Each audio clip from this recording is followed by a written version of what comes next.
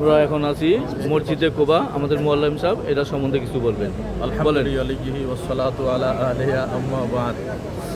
তো কাছের দূরে যারা দেখতেছেন সকলকে আন্তরিক শুভেচ্ছা অভিনন্দন আমাদের সাথে থাকার জন্য। তো সম্মানিত দর্শকবৃন্দ, আমরা এখন আছি ইসলামের মান নির্ণয়ের দৃষ্টিকোণ থেকে চতুর্থতম মসজিদুল কোবার ভেতরে আমরা সব হাজী সাহেবানগণ আমরা 2 রাকাত এখানে তাহিয়াতুল মসজিদ এবং 2 রাকাত সালাতুশ শুকর মোট 4 রাকাত নামাজ আদায় করেছি।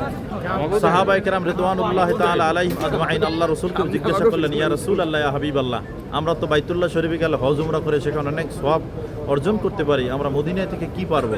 আল্লাহ রসুল বললেন যে তোমাদের প্রতিদিন সকালবেলা ফজরের নামাজ আদায় করে মসজিদে কোবায় গিয়ে যদি কেউ 2 রাকাত নামাজ আদায় করে তাহলে সেই ব্যক্তির আমল নামে একটি কবুল উমরার সওয়াব আল্লাহ তাআলা লিখে দেবেন। সুবহানাল্লাহ। আমরা সেই মসজিদুল কোবায় নামাজ আদায় করলাম। আল্লাহ রসুল মক্কাতুল মুকাররমা থেকে টানা 12 দিন পায়ে হেঁটে, তারপরে ঘোড়ার পিঠে সওয়ার হয়ে বিভিন্নভাবে আল্লাহ রসুল মোট 12 দিন সময় ব্যয় করে এই মদিনাতুল মুনাওয়ারা যখন হিজরত করে আসলেন, সর্বপ্রথম আল্লাহ রসুল সাল্লাল্লাহু আলাইহি সাল্লাম এই মসজিদুল কোবায় এসে অবস্থান করলেন। আপনারা দেখতে পাচ্ছেন এ হচ্ছে মসজিদে কোবার ভিতরের অংশ আর এটি হচ্ছে বাহিরের অংশ। ঠিক আছে।